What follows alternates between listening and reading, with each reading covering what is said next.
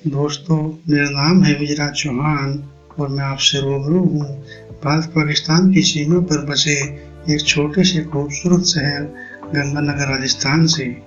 अपने इस चैनल पर मैं आप सबका स्वागत करता हूँ। यहाँ पर आप मेरे लिखे नाटक, उपन्यास और कहानियाँ मेरी आवाज़ में सुन सकते हैं। दोस्तों, चलिए शुरू करते हैं आज के उपन्यास को।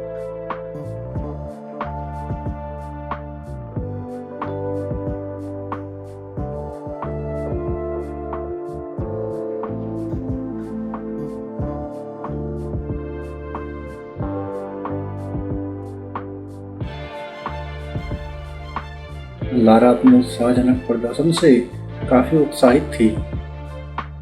अपने इस प्रदर्शन से वह इतना तो निश्चय कर चुकी थी कि प्रतियोगिता में उसे चुने जाना निश्चित हो चुका है।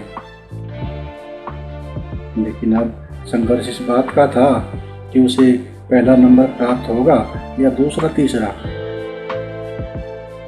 और क्योंकि उसके इस क्रम का निर्धारण इस फाइनल राउंड के ऊपर निर्भर था, इसलिए वह अपने तन की पूर्ण शक्ति को इस राउंड में झोंक देना चाहती थी। कुछ मिनटों के बेताब इंतजार के बाद प्रतियोगिता का फाइनल राउंड शुरू हुआ। मंच पर एक बार फिर तेज रोशनी से चमक उठी और एक गतिशील संगीत फिर चालू हो गया। इस बार जब पांचों बालाई मंच पर आई, जिनमें से दो बालाई मंच पर आगे बढ़ गई, उन्होंने अपनी शारीरिक भाषा शैली से दर्शकों को अपनी ओर आकर्षित करने की कोशिश की, लेकिन वे अपने इस प्रयास में सफल न हो सकी। नीचे बैठे हुए दर्शकों ने उन पर एक पैनी नजर डाली और देखकर ऐसा मुंह बनाया मानो अंगूर खट्टे हो। उन सभी की नजर तो इस समय तीसरे नंबर पर आ रही लारा पर जमी हुई थी। इस समय वही सभी की आंखों के लिए दर्पण बनी हुई थी। संगीत की चोट पर कदम बढ़ाते हुए लारा उत्साह के साथ मंच पर बढ़ी चली आ रही थी। उसके होठों और गालों पर एक मुस्कान थी। मंच के अंतिम सिरे पर जाकर लारा दूसरी तरफ घूमी और चयन समिति के ऊपर अपने रंग को और अधिक गहरा करते हुए मुस्कुराती हुई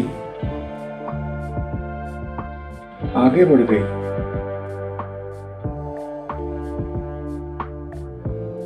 उसे अब केवल परिणाम का इंतजार था।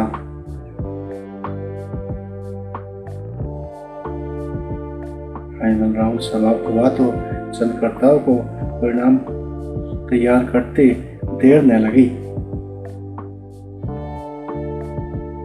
उन्होंने 5 लड़कियों में से 3 को चुन लिया।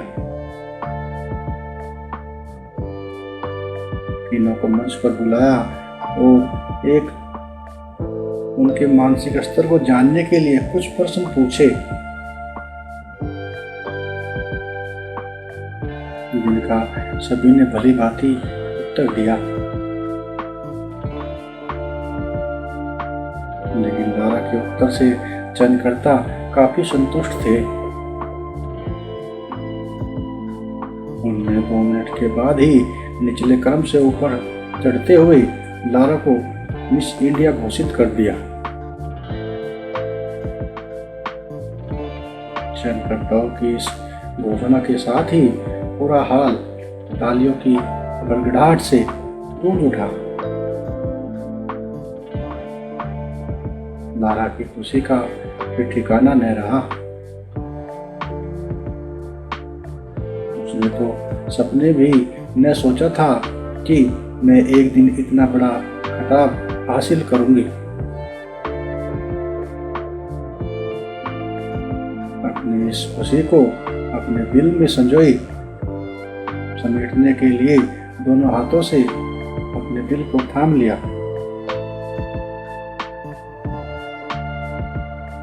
उसके बाद चंद करताओं के पास बैठी और भी सीढ़ियां उठी और उसने अपने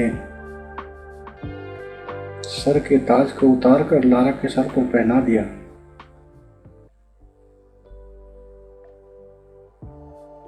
जिसे अपने सर पर रखा देखकर लारा की आंखों में खुशी के आंसू आ गए और सजल हो उठी।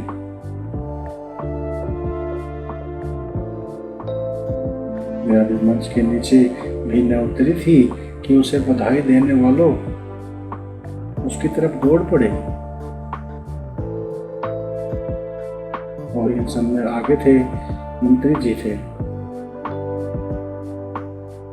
उन्होंने अपने पिए से एक फूल का गुलदस्ता मंगवाया और लेकर लारा की तरफ दौड़े। उन्होंने लारा को फूल दिए।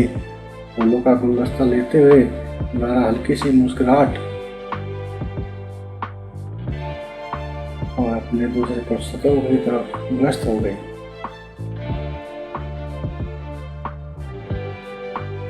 इस पर मंत्री जी निराश से हुए और अपने निराशवान कदमों से वापस लौटे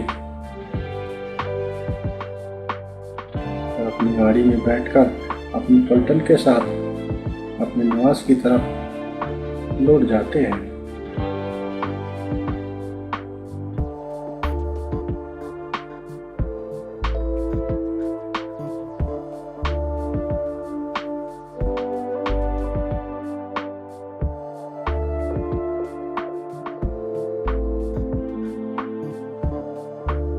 अपनी इन्हीं लाइनों के साथ ही आज के प्रोग्राम को यहीं पे विराम देते हैं।